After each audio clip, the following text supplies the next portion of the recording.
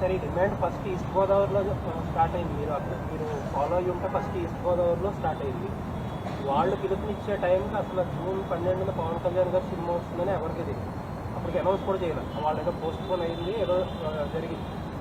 So అసలు ఇలాంటి ఉద్దేశమే లేదు హరిహర వీరమల్లుని ఇబ్బంది పెట్టే ఉద్దేశం.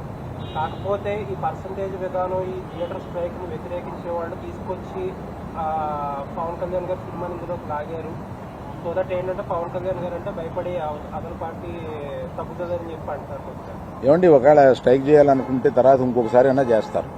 పవన్ కళ్యాణ్ గారి సినిమా గురించి వెనక్కి వెళ్ళిపోయిన వాళ్ళు ఇది మూసేయాలనుకున్నప్పుడు ఇంకోసారి కూడా వెళ్ళి మూయొచ్చుగా, మూస్తారు. కానీ ఈ సమస్యను డిస్కస్ చేయకుండా ఏకపక్షంగా అలా అనడం అనేదానికి నేను వ్యతిరేకం. అందుకని నేను ఆ మీటింగ్కి వెళ్ళలేదు. మీరు ఇప్పుడు థియేటర్స్ మీద మీకుండే సింపతి మీకుంది, మీరు ఇప్పుడే చెప్పారు. బట్ జెన్యూన్ కాజ్లో సఫర్ అయ్యే వాళ్ళు కూడా ఉన్నారు. ఇది మొత్తం అదంతా సైడ్ ట్రాక్ అయిపోయి ఇప్పుడు మొత్తం పవన్ కళ్యాణ్ గారి చుట్టూ హరిహర వీరమల్లు చుట్టూ తిరుగుతుంది. ఇన్ఫాక్ట్ ఆ ఇష్యూ లేకపోతే మీరు బయటకు వచ్చేవారు కాదు. దీన్ని ఎలా చూడొచ్చు అంటే మీరు చెప్పిన దాంట్లో ప్రశ్న ఏమి లేదు, ఎలా చూడొచ్చు. అంటే ఇప్పుడు ఇష్యూ అంతా అసలు రియల్ ఇష్యూ అంతా సైడ్ ట్రాక్ అయిపోయింది. ఎవరో దాని గురించి మాట్లాడట్లేదు. ఇప్పుడు మొత్తం మాట్లాడేదంతా హరిహర. అది మీ అభిప్రాయం అయితే ఇక్కడికి వచ్చి చెప్పండి.